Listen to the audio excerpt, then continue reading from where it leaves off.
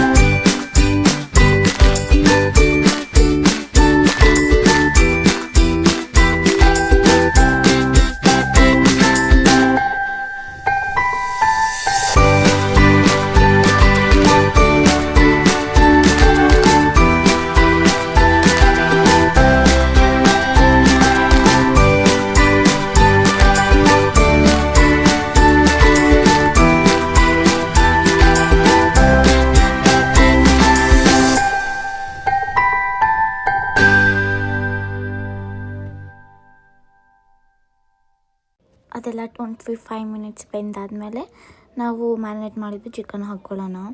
So ಅವಾಗ ಟೇಸ್ಟೂ ಚೆನ್ನಾಗಿ ಬರುತ್ತೆ. ಸೊ ಇವಾಗ ಇದೆಲ್ಲ ಚೆನ್ನಾಗಿ ಬೆಂದಿದೆ. ಇದಕ್ಕೆ ಇವಾಗ ನಾವು ಮ್ಯಾರಿನೇಟ್ ಮಾಡಿರೋ ಚಿಕನ್ ಹಾಕ್ಕೊಳ್ಳೋಣ. ಇದನ್ನ ಮಧ್ಯದಲ್ಲಿ ನೀವು ಚೆನ್ನಾಗಿ ಮಿಕ್ಸ್ ಮಾಡ್ತಾ ಹಾಗೆ ಸ್ವಲ್ಪ ವಾಟರ್ ಕೂಡ ಹಾಕ್ಕೊಳ್ಳಿ. ಆವಾಗ ಟೊಮೊಟೊ ತುಂಬ ಚೆನ್ನಾಗಿ ಬೇಯುತ್ತೆ. ಇದನ್ನ ಹಾಕ್ಕೊಂಡು ಮಿಕ್ಸ್ ಮಾಡಿ ಒಂದು 10 to 15 ಮಿನಿಟ್ಸು ಮೀಡಿಯಮ್ ಸ್ಲೋಲಿ ಹಾಗೆ ಕುಕ್ ಮಾಡೋಕ್ಕೆ ಬಿಟ್ಟರೆ ಇನ್ನೂ ಟೇಸ್ಟಿಯಾಗಿ ಬರುತ್ತೆ.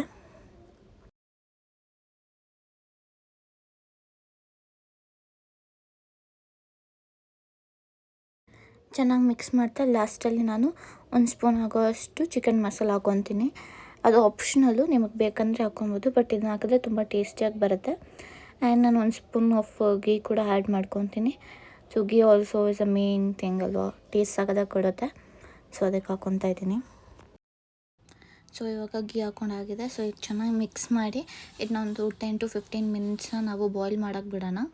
ಸೊ ಇದು ಬಾಯ್ಲ್ ಮಾಡೋಕ್ಕೆ ಮುಂಚೆ ನಾವು ಚೆನ್ನಾಗಿ ಮಿಕ್ಸ್ ಮಾಡಿ ಕ್ಲೋಸ್ ಮಾಡ್ಕೊಳ್ಳೋಣ. 10 to 15 ಮಿನಿಟ್ಸ್ ಹಾಕಬೇಕು. ಆದಮೇಲೆ ನೋಡೋಣ ಹೇಗಿರುತ್ತೆ ಅಂತ ಟೇಸ್ಟ್. ಈಗ 15 ಮಿನಿಟ್ಸ್ ಆಗಿದೆ. ಸೊ ನಾನು ಓಪನ್ ಮಾಡ್ತಾಯಿದ್ದೀನಿ. ನೋಡಿ, ಸುತ್ತಲೂ ಆಯಿಲ್ ಬಿಟ್ಟಿದೆ. ಸೊ ಈ ಥರ ಆಯಿಲ್ ಇದ್ದರೆ ನಾವು ಚೆನ್ನಾಗಿ ಚಿಕನ್ ಬೆಂದಿದೆ ಅಂತ ಹೇಳಿ ರೆಡಿ ಟು ಸರ್ವ್ ಅಂತ. ಸೊ ಇವಾಗ ನಾವು ಇದನ್ನ ಸರ್ವ್ ಮಾಡ್ಕೊಳ್ಳೋಣ.